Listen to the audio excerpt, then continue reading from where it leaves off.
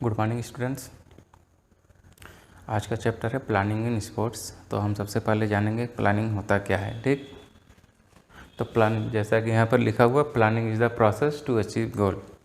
Planning वह तरीका है जिसके थ्रू हम अपना गोल अचीव कर सकते हैं। मान लीजिए हम भविष्य में कुछ प्लान करके रखे हैं कि हमें फला चीज़ चाहिए, तो उसके लिए हम आज से ही प्लानिंग करते हैं कि हमें क्या क्या काम करना है कि हम आने वाले समय में उस चीज़ को हम पालें। मान लीजिए हमें नेशनल खेलना है, तो उसके लिए हम क्या करेंगे, उसके लिए हम करेंगे अपना प्लानिंग।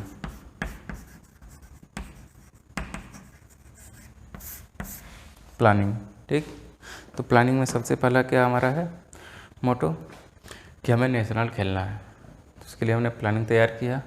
प्लानिंग में सबसे पहले अपनी फिटनेस देखेंगे कि हम कितने फिट हैं। ठीक, अपना फिटनेस लेवल हम इम्प्रूव करेंगे, अपनी टेक्निक सुधारेंगे,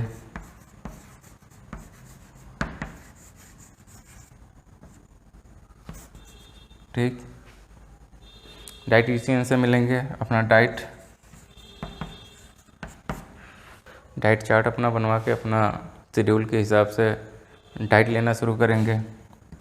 हमारी रेगुलर प्रैक्टिस स्टार्ट होगी। ठीक, अपोनेंट जो नेशनल लेवल के प्लेयर हैं जिनके साथ मुझे आगे भविष्य में मैच खेलना, उनकी पुरानी मैचेस देखेंगे कि उनका प्लेइंग स्किल किस तरह का है, प्ले कैसा करते हैं, उनकी स्ट्रेटजी क्या होती है, इन सबको हम बारीकी से देखेंगे। उसके बाद अपना एक हम स्ट्रेटजी तैयार करेंगे कि हमें किस मेथड से हमें अपना प्रैक्टिस करना है। ठीक, इस तरह से अपना हम अगर प्लानिंग कर लेंगे, ठीक, तो हम भविष्य में हम भी नेशनल प्लेयर बन सकते हैं। तो आते हैं फिर नेक्स्ट उसके ऑब्जेक्टिव पे। हमारी तो प्लानिंग कंप्लीट हो गई। ठीक, अब ऑब्जेक्टिव देखते हैं प्लानिंग की क्या होती है। पहला है रिड्यूस प्रेशर। अगर हमारी प्लानिंग बढ़िया है, ठीक है, हमने ये पूरा प्लानिंग कर लिया है, ठीक, हमें नेशनल खेलना है 1 साल बाद, तो हमने ये पूरी प्लानिंग कर ली है, तो हमारा क्या है, प्रेशर कम रहेगा।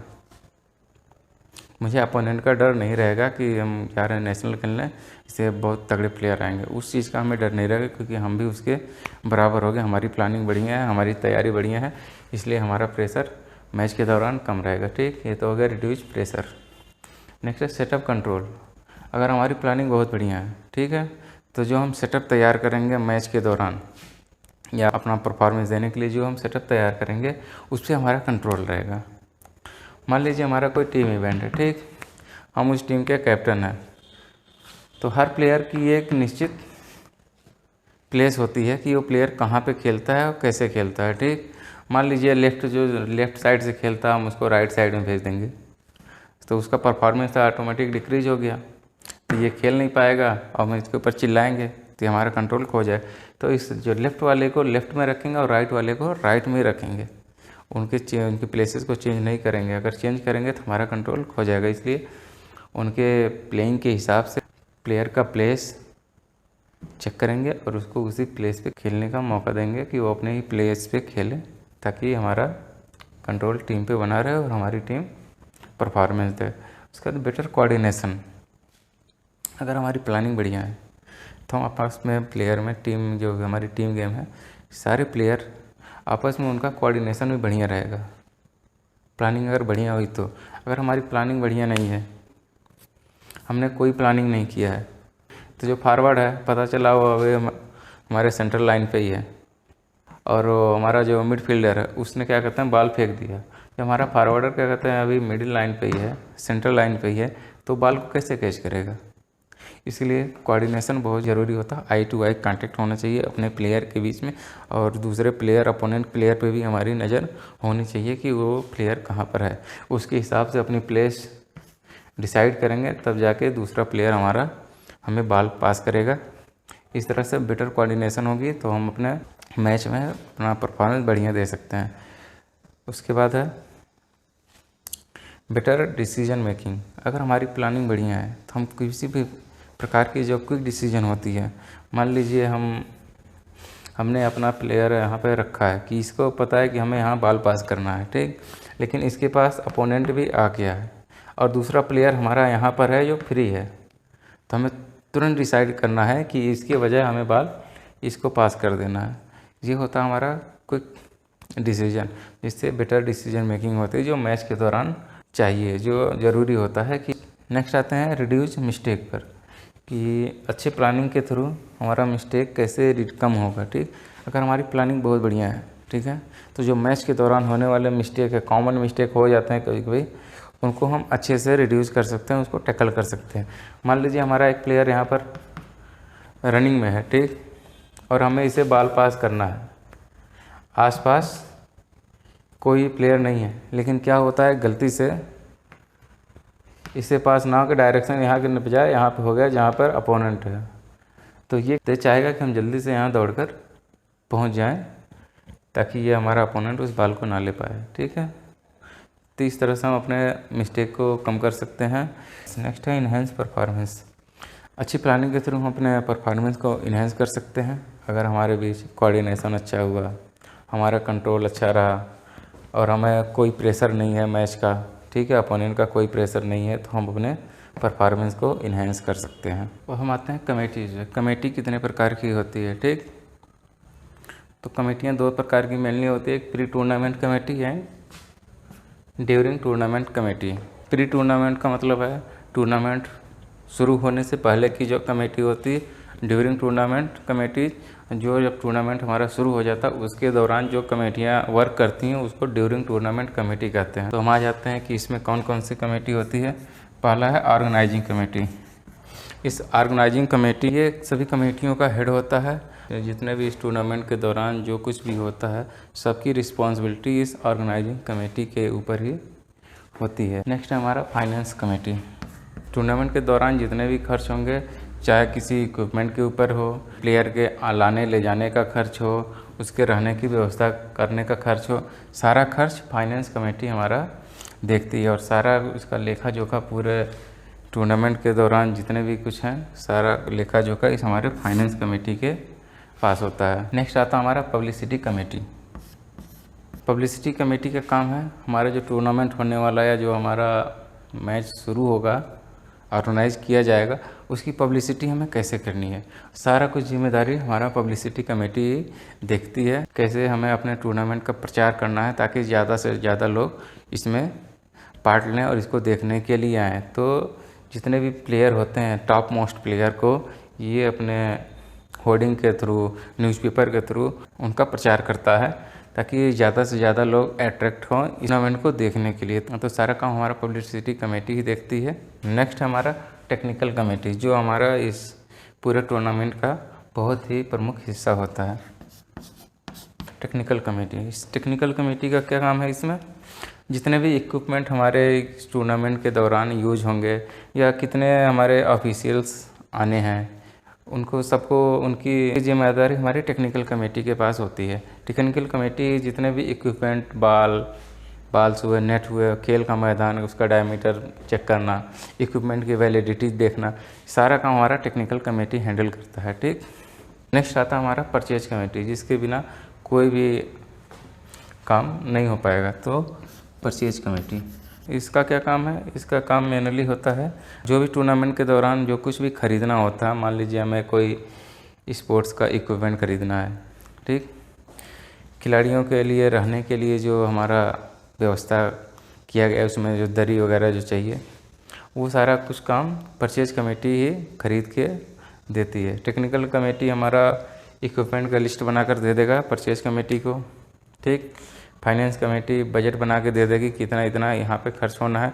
सारा काम हमारा परचेज कमेटी उसको खरीद के डिस्ट्रीब्यूट कर देगी। फिर हम नेक्स्ट आते हैं ड्यूरिंग टूर्नामेंट कमेटीज। तो इसमें कौन कौन से मेन भाग होते हैं,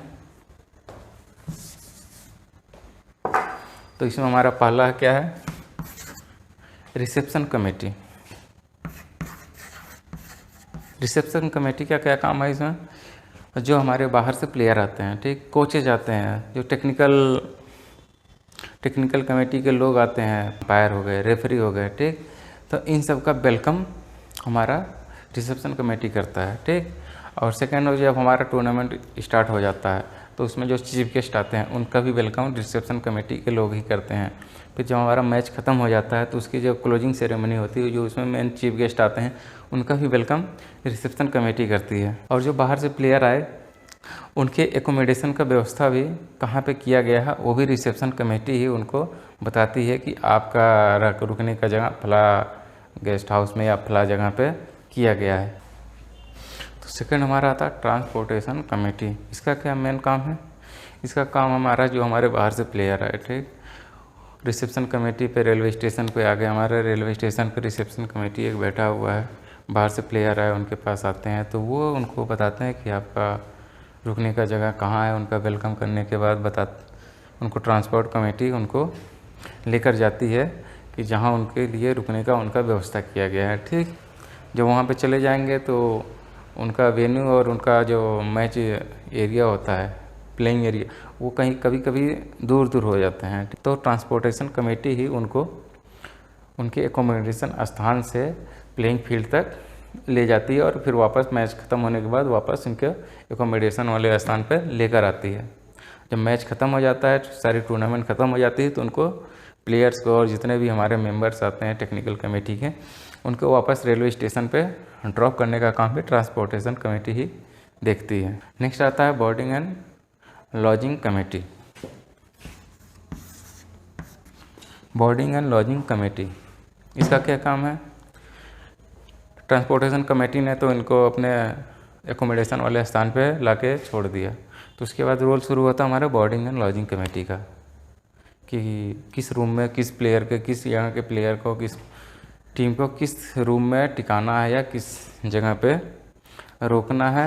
बोर्डिंग एंड लॉजिंग कमेटी के लोग उसको वहाँ पर पहुँचाएंगे, उसके लिए गद्दे की व्यवस्था करेंगे, खाने पीने की व्यवस्था करेंगे, सारा काम बोर्डिंग एंड लॉजिंग कमेटी पूरा करती है। इसके बाद आती है मेडिकल कमेटी।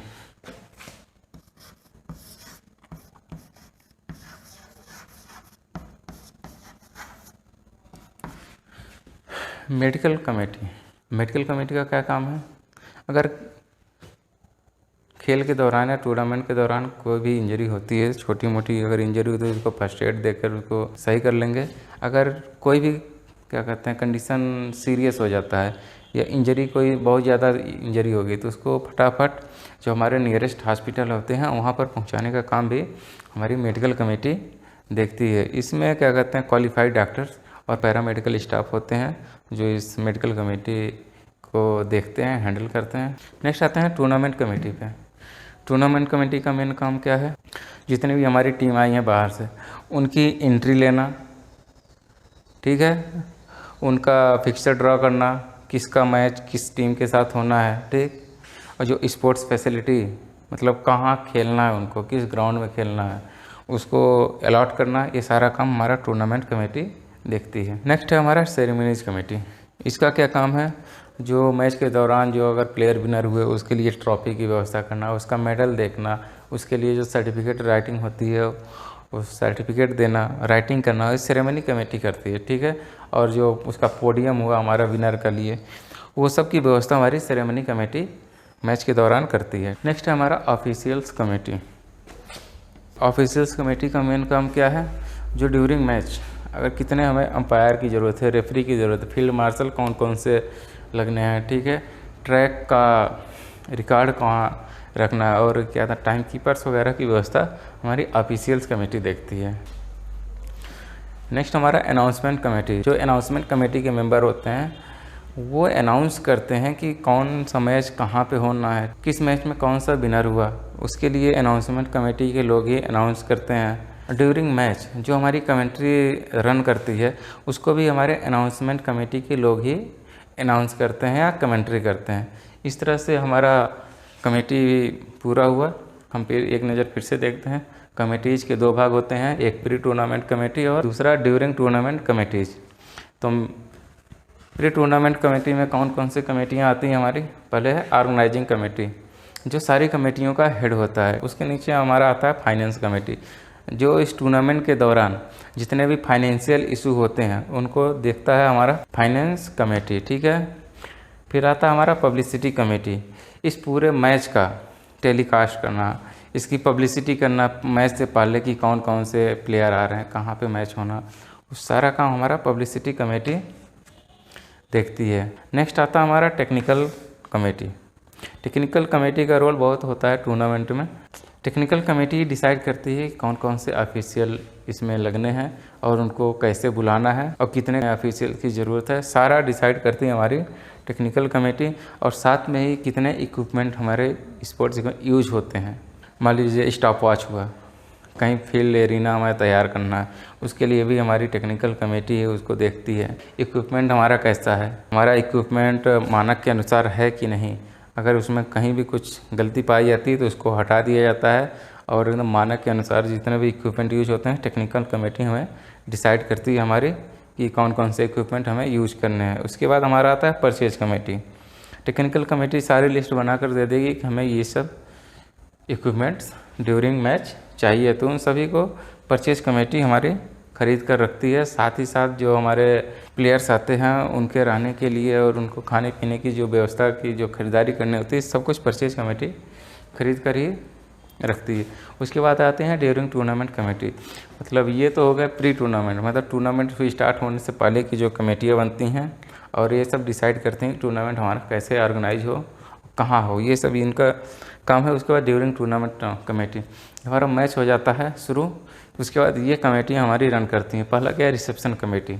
सबसे पहले हमारी रिसेप्शन कमेटी हमारे सामने आती है जब मैच हमारा टूर्नामेंट शुरू होता है या कोई मैच शुरू होता है। तो इनका क्या काम है, बाहर से जो टीमें आती हैं उनका ये वेलकम करती हैं। इस कमेटी के कुछ मेंबर हमारे रेलवे स्टेशन से होंगे, कुछ हमारा जो एकोमोडेशन सेंटर है कुछ मेंबर वहाँ पर होंगे। तो इनका क्या काम है, सबसे पहले ये जो भी प्लेयर आएंगे उनका वेलकम करती है, उनको कहाँ पे उनके रहने की व्यवस्था की गई है वो बताते हैं।